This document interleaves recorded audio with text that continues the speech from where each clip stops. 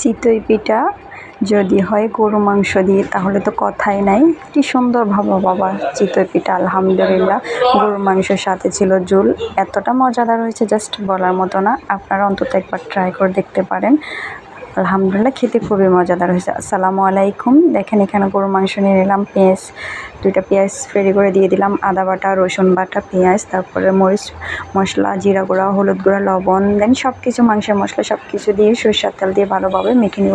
যত বেশি মাখবো তত বেশি মজা হবে। আর মাখার পরে অবশ্য কষাইতে হয়, কষানোর পরেই তো মাংসের স্বাদটা আরও বেশি লোভনীয় হয়। যদিও এটা সকালের নাস্তায়, বিকালের নাস্তায়, আবার চাইলে দুপুরের খাবারের সাথেও অ্যাড করা যায় এই মাংসের।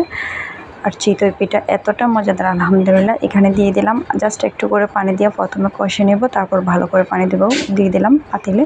দেখেন একটু করে পানি দিলাম জাস্ট, পরে কিন্তু পানি দিয়ে ভালোভাবে কষিয়ে নেব। এখনও কষানো শেষ, এখানে একটু পানি দেব, পানি দিয়ে ভালোভাবে কষে নেব। আসলে মাংস আমরা সবাই কম বেশি রান্না করতে জানি, তবে এটা যদি চিতই পিঠে দিয়ে রান্না করে খাওয়া হয় তাহলে তো কটা না। আলহামদুলিল্লাহ খেতে খুবই মজাদার হয়।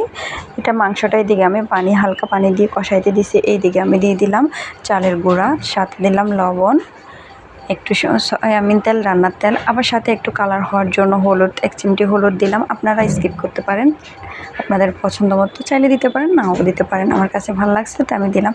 প্রথমে নর্মাল ঠান্ডা পানি দিয়ে ভালোভাবে এটা মেখে নিব। আপনারা চাইলে এটা হাত দিয়েও মেখে নিতে পারেন। ভালোভাবে মাখার পর তারপর এটার মধ্যে একটু কুসুম গরম পানি অ্যাড করবে। এখন এটা কুসুম গরম পানি অ্যাড করতেছি। করতে করতে এটা একটা ঘনত্ব করে, অর্থাৎ বেশি ঘনও না বেশি পাতলাও না, মিডিয়াম আছে একটা ঘনত্ব তৈরি করে নেব, একটা ডো তৈরি করে নেব। এই ডোটা এখন রেস্টের জন্য রেখে দিলাম কিছুক্ষণ, আধা ঘন্টার জন্য। রেস্টে থাকলে এটা আরও বেশি ফুলকো ফুলকো হয়। তারপরে মাংসের মধ্যে ঝোল দিয়ে দিলাম। এখন এখানে যেহেতু একটা আলু দিব ছোট থেকে, আলুটাও অ্যাড করে দিব। যেহেতু ঘরে ছোট বাচ্চা আছে তাহলে তো আলুটা অ্যাড করতেই হবে, আলু ছাড়া তো কোনো কিছু চলবেই না, তাই আমিও অ্যাড করে নিলাম। দেখেন এখানে সুন্দর করে মাংসটা কষাই নিচ্ছি, কতটা সুন্দর কালার আসছে, যদিও ধোয়ার জন্য বোঝা যাচ্ছে না। আর একটু গরম পানি অ্যাড করে দিলাম, দিয়ে এটা ঢাকনা দিয়ে সিদ্ধ করে দিলাম। আলুটাও অ্যাড করে দিলাম। অ্যাড করার পর এটা আর আমি দেখাইলাম না, পরে আমার মাংসটা হয়ে গেল।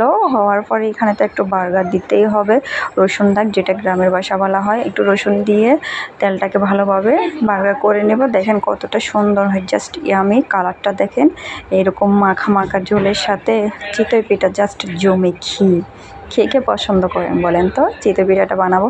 অবশ্যই চিতই পিঠা বানানোর কতগুলো ছোটোখাটো টিপস আছে, আপনারা অবশ্যই সেই টিপসগুলো, আমার ভিডিওটা দেখলে অবশ্যই টিপসগুলো জানতে পারবেন।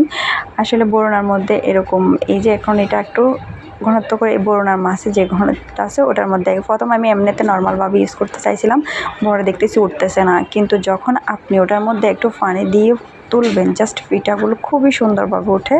আমি এটা আর দেখানো হয় নাই, পরে অবশ্যই দেখেন খুব সুন্দর। বড়নার উপরে যেটা একটা গর্ত আছে, গর্তের মধ্যে একটু নর্মাল ঠান্ডা পানি ইউজ করবেন, তাহলে খুব সুন্দরভাবে পিঠাটা উঠবে। দেখেন এই কারণে আমি খাওয়া দাওয়া করতেছি আর ভিডিও করতেছি, জাস্ট আমি ছিল, কি আর বলবো। নেক্সট ভিডিও দেখার জন্য সাথে থাকুন। আজ এই পর্যন্ত, আসসালামু আলাইকুম।